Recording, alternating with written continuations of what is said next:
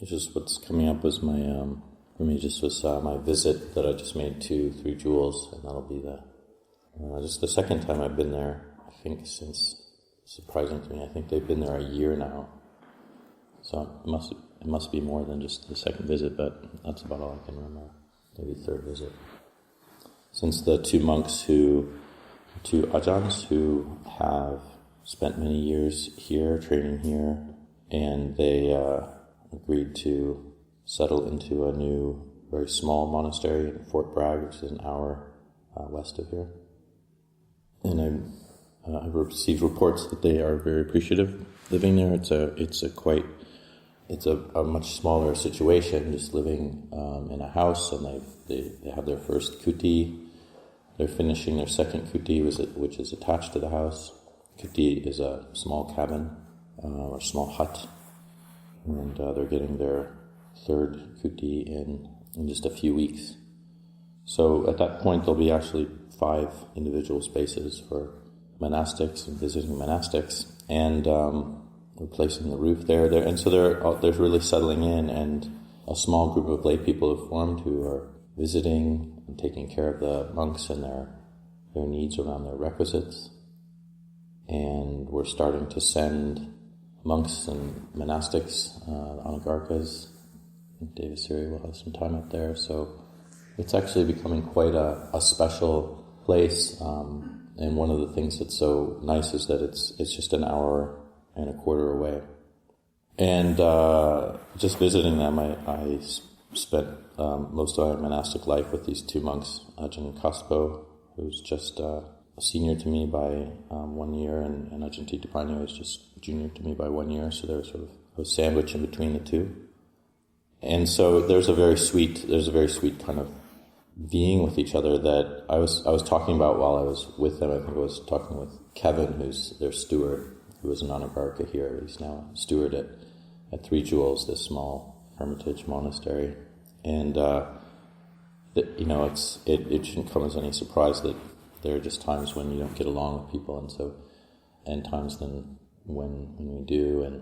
But over a long period of time, that just sort of, I think Ajahn Kurudamo has used the metaphor of like a vegetable peeler machine. There, these it's like a big, like imagine a very large pot, and it's just got kind of blades on the side of it, and the vegetables just turn around each other and are swung around the sides, and their skins are cut or removed by these blades.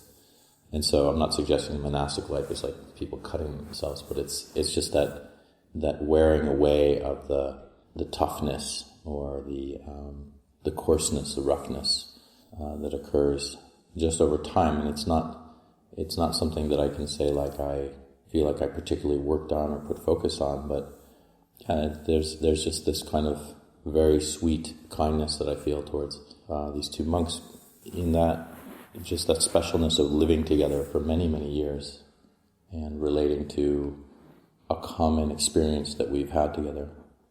And also just like forgiveness, just kind of, I think, forgiving each other for, any kind of annoyances that we might have, and they come up, they're just very normal, so, oh yeah, he's doing that thing again, or whatever.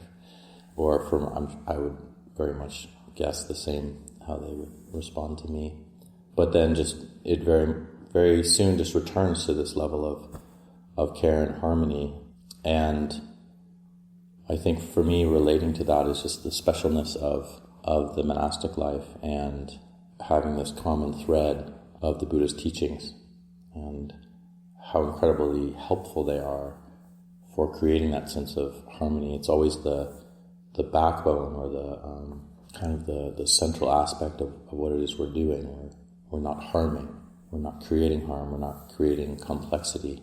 And the Buddha really encouraged us to reflect on how often is it that we move towards making things complicated or confusing, and how easy it is to just let go of that and see that it's much more beneficial for us to keep things simple and not try to create turmoil.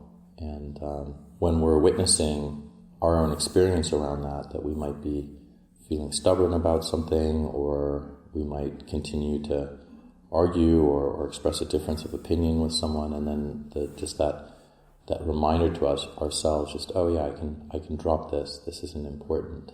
This isn't helpful. And then we were talking about at tea last night. What is faith? And faith is seeing that it works. That works. That sense of when we put in the causes for our own benefit and for others' benefits, then it really has a greater possibility for harmonizing with those that we live with.